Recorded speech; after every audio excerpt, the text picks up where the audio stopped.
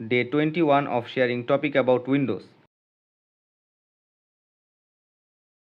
Guys, আমাদের অনেক সময় খোলা উইন্ডোগুলোর মধ্যে খুবই দ্রুত সুইচ করতে হয়। তো কীভাবে দ্রুত সুইচগুলো করবেন আজকে কিন্তু একটা কিবোর্ড শর্টকাট আপনাদের সেটা নিয়ে দেখাই দিব। তো এর জন্য যেমন এখানে আমার একটা অ্যাপ, দুইটা অ্যাপ, তিনটা অ্যাপ এবং চারটা অ্যাপ খোলা আছে। আমার OBS স্টুডিও খোলা আছে, বাট এটা দিয়ে রেকর্ড হচ্ছে তাই আমি এটাকে ধরতেছি না। আমার চারটা অ্যাপ খোলা আছে। তো এখন চারটা অ্যাপ খোলা আছে, এখন আমি চাচ্ছি এই চারটা উইন্ডোর মধ্যে খুবই দ্রুত শিফট করতে। তো কীভাবে করব সেটাই আমি দেখাবো।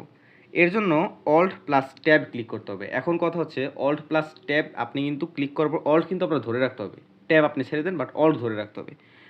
আমি এখন Alt+Tab ক্লিক করলাম, এই যেটা মেনু এসে আমি কিন্তু Alt ধরে রেখেছি কিন্তু আমি। তো এখন এই মেনুর মধ্যে আপনি ডান বাম যেই অ্যাপ আপনার দরকার সেই অ্যাপটা আপনি চাইলে কিবোর্ডের অ্যারো কি দিয়ে লেফট রাইট করে আপনি সিলেক্ট করতে পারেন, অথবা ট্যাব একটা একটা করে ক্লিক করে আপনি চাইলে এটা করতে পারেন। আমি যদি এখন চাই মাইক্রোসফট স্টোরে আমি এখন যাব, তো আমি এখন এটা দিয়ে আমি যদি এখন অলটা ছেড়ে দিই তাহলে মাইক্রোসফট স্টোরটা অন হয়ে যাবে।